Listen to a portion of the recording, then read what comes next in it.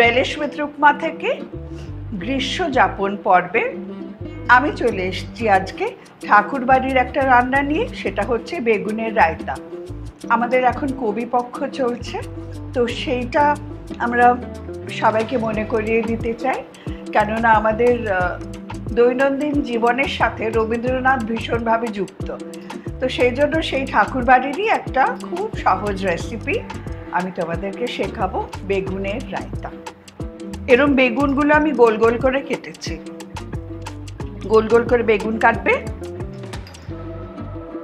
এতে দেব হলুদ গুঁড়ো অল্প, লঙ্কার গুঁড়ো অল্প, নুন আর চিনি। এটা দিয়ে বেগুনগুলোকে খুব ভালো করে মাখিয়ে নিতে হবে। এদিকে গরম করতে দিয়েছি তেল।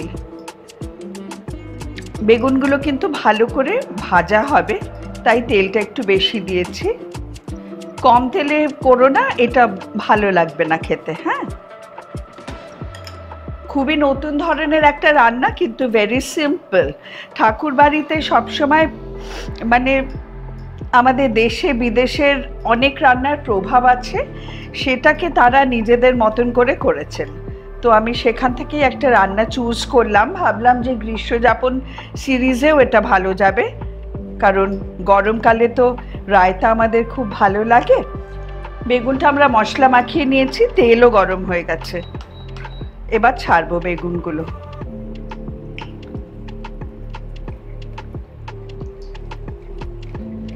মশলাগুলো একটু দেখো যাতে গায়ে গায়ে থাকে।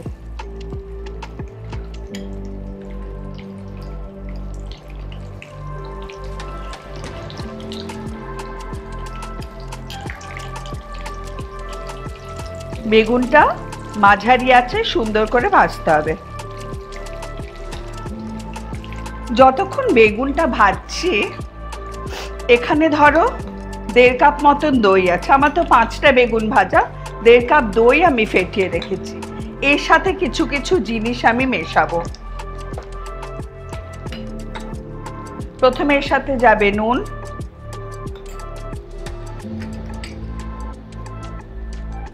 দেড় চা চামচ মতন চিনি,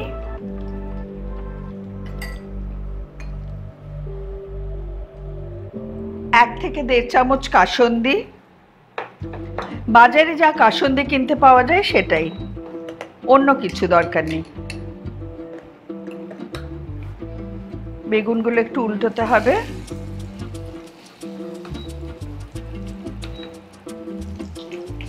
হালকা করে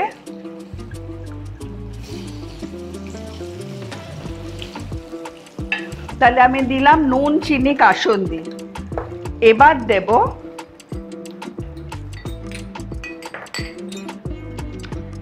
কুচনো লঙ্কা আর গ্রেট করা আদা। এটা ভালো করে মিশিয়ে দেব। আর এই মিশ্রণে যাবে কিছু কিশমিশ।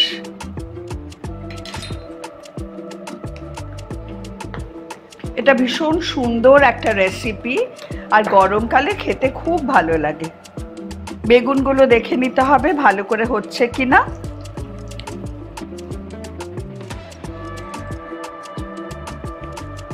আর এইটাও চেখে নিতে হবে যে নুন মিষ্টি সঠিক পরিমাণে আছে কিনা। এটা একটু টক ঝাল মিষ্টি ফ্লেভারের হবে। বেগুনগুলো ভাজা হয়ে গেছে। আমি একটা কাঁচা লঙ্কাও তেলের মধ্যে একটু ভেজে নিলাম।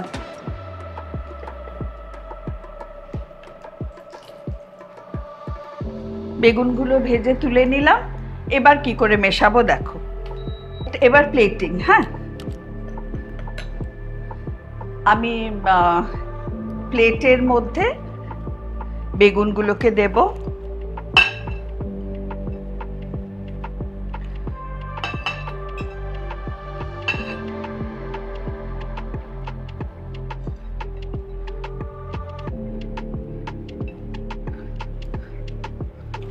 ওপর থেকে দিয়ে দেব এই দইয়ের মিশ্রণটা।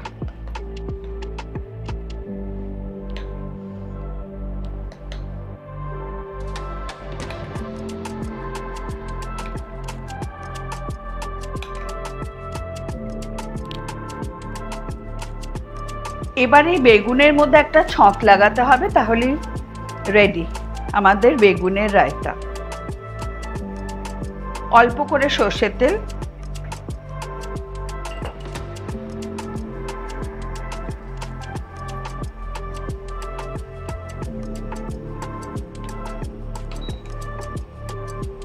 তেলটা গরম হলে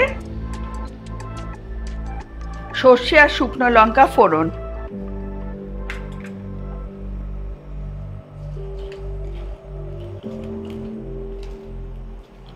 সর্ষেটা যেই ফাটবে তখন আমরা বুঝবো যে ছকটা তৈরি হয়েছে।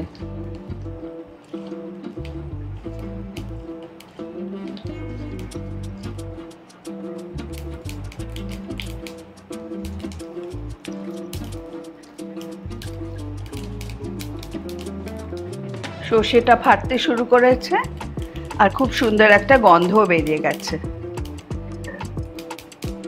ব্যাস, বন্ধ করে দেব গ্যাস। এইবার এই ছকটা এই বেগুনের ওপর ঢেলে দিতে হবে।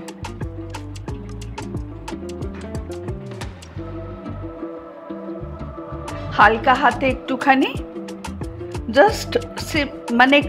জাস্ট ওপর নিচ করে এটা দেখতে হবে মিশে গেছে।